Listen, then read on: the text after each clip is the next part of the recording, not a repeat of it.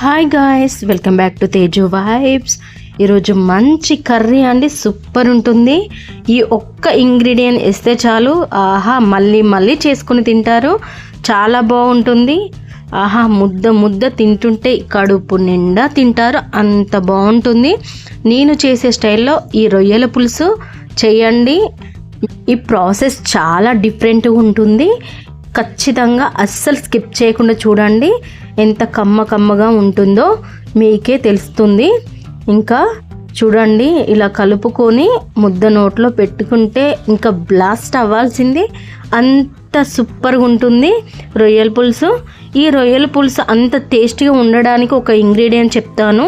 Full process చూడండి, అస్సలు skip చేయకండి. నేనైతే 3 పెద్ద ఆనియన్స్ తీసి కట్ చేసుకున్నాను. ఒక 4 మిర్చి తీసుకొని కట్ చేశాను. కొన్ని రొయ్యలు, ఒక 4 ఎండు చేపలు తీసుకొని ప్యాన్ మీద ఫ్రై చేసి క్లీన్ చేసి పక్కన పెట్టేశాను అవి. ఇంకా నెక్స్ట్ ప్యాన్ పెట్టేసుకొని ఆయిల్ పోసేసి, ఆయిల్ హీట్ అయ్యాక పోపు దినుసులు వేసుకోవాలి. పోపు దినుసులు కూడా వేగాక ఆనియన్స్ వేసుకోవాలి. ఆనియన్స్ ఫస్టే మిర్చి వేయాలి, కాకపోతే నేను ఆనియన్స్ వేసాను.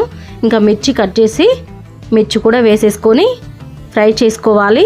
నేను చూపించే విధంగా ఇలా ఫ్రై చేసుకోవాలి. ఈవెన్గా కలుపుకుంటూ ఫ్రై చేసుకోవాలి. నెక్స్ట్ ఇందులో రొయ్యలు వేసేసుకుందాము. రొయ్యలు కూడా ఎలా ఫ్రై అవ్వాలి అంటే ఎర్రగా ఫ్రై అవ్వాలి, మంచిగా డ్రైగా ఫ్రై అవుతానే ఆ రొయ్య తింటుంటే టేస్ట్ అమోఘంగా ఉంటుంది.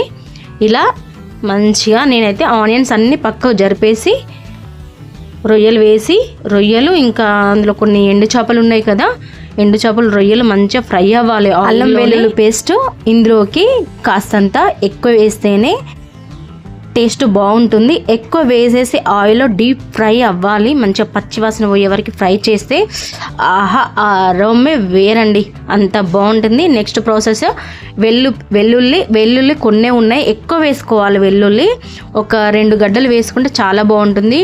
వెల్లుల్లి 2 గడ్డలు వేసేసి మిక్సీ పట్టి పక్కన పెట్టుకుందాము.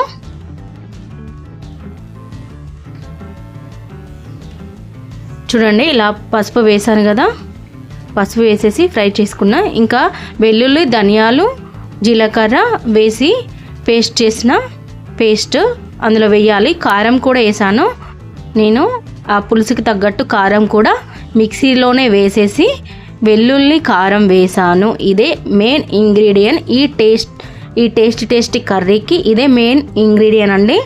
అల్లం అండ్ వెల్లుల్లి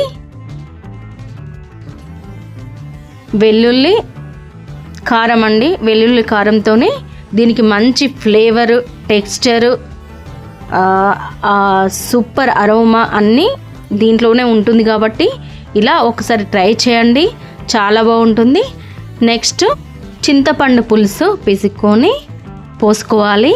మీ టేస్ట్కి తగ్గట్టు పులుపు ఎంత తింటారో అంత వేసుకోవాలి. నేనైతే ఒక నిమ్మకాయ సైజ్ అంతా చింతపండు పులుసు తీసుకొని ఇందులో అయితే యాడ్ చేశాను. అలాగే సాల్ట్ కూడా యాడ్ చేశాను. అయితే ఇక్కడ ఇంకొకటి ఏంటి అంటే, ఆనియన్స్కి ఫస్ట్ ఆనియన్స్ ఫ్రై చేస్తాం కదా, ఆ టైంలోనే మనం సాల్ట్ కూడా వేసుకోవాలి, బాగుంటుంది. అలాగే దీనికి ఇంకో మెయిన్ ఇంగ్రీడియంట్ ఏంటి అంటే, మెంతి జీలకర్ర వేయించి పొడి చేసుకున్న పౌడర్ వేసుకుంటే ఆ అరోమా సూపర్గా ఉంటుందండి, చాలా బాగుంటుంది. Thank you for watching.